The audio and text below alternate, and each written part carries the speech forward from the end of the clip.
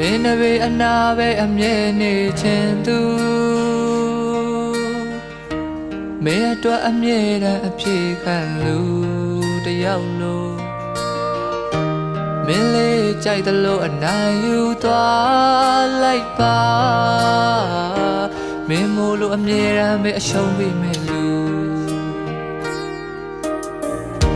မင်းလေးဆိုသမျှအမြဲလို့ခံသူ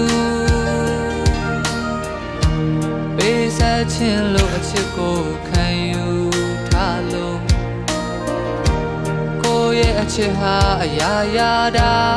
င်းနဲ့နိုင်ရှင်ရဲ့အလုံးအသေးမွားပဲရှိတော့တလို့